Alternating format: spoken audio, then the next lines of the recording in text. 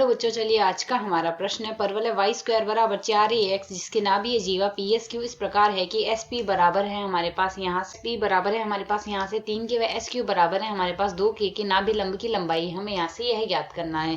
तो यदि हम यहाँ से देखें इस प्रश्न को करने हेतु हमारे पास यहाँ से हमारी मुख्य अवधारणा कार्य करेगी। मुख्य अवधारणा यहाँ से हम लेके चलेंगे। यदि हम यहाँ से परवलय ले वाई स्क्वायर बराबर 4ax, तो हमारा परवलय यहाँ से यदि बनाए, यह हम यदि x अक्ष माने और यह यदि y अक्ष माने, तो परवलय हमारा कुछ यहाँ से इस प्रकार बनेगा।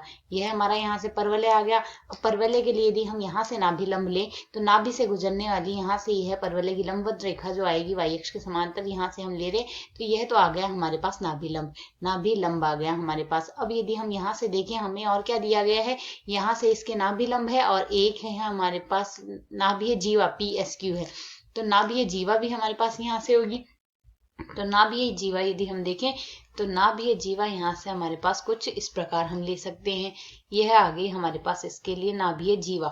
यदि नाभि लंब हम यहाँ से एम एन मान लेते हैं और नाभि जीवा हमारे पास ये प्रश्न के अनुसार पी एस क्यू दी गई है, यह पी एस क्यू है, यह आ गई। तो हमें यहाँ से और क्या देखना है, हमें नाभि लंब की लंबाई ज्ञात करनी है। तो प्रश्न के अनुसार हमें दिया गया क्या गया है, यहाँ से एम एस यदि हम देखें, तो यह है हमारे पास नाभि लंब का आधा होगा। यदि एम एस निकालना चाहें तो नाभि लंब यदि हम सी से प्रदर्शित करें तो सी बट्टे 2 आ गया। एस पी का मान हमें यहाँ से 3 दिया गया है। एस क्यू का मान प्रश्न के अनुसार हमें 2 दिया गया है। यह कुछ इस प्रकार दिया गया है। तो यदि हम यहाँ से देखें, हम जानते हैं हमारे पास यहाँ से यदि नाभि लंब एस पी, यदि हम यहाँ से देखें, एस पी जो रेखा आएगी हमारे पास, वह एम एस जो रेखा आएगी वह एस क्यू रेखा आएगी। यह हमारे पास हरात्मक श्रेणी में आएगी।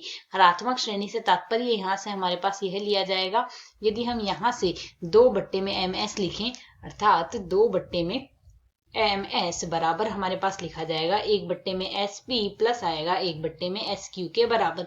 तो इसमें यदि हम मान प्रतिस्थापित कर दे तो मान हमारे पास यहाँ से क्या लिखा जा सकता है, 2 बट्टे में सी बट्टे 2 आ जाएगा, बराबर आ जाएगा हमारे पास 1 बट्टे 3 प्लस 1 बट्टे 2 के बराबर। इसे यदि हम आगे सरल कर लें तो मान आ गया 4 बट्टे 2 बराबर आ जाएगा। इसे सरल करके हम लिख सकते हैं 5 बट्टे 6 के बराबर आ गया यह मान।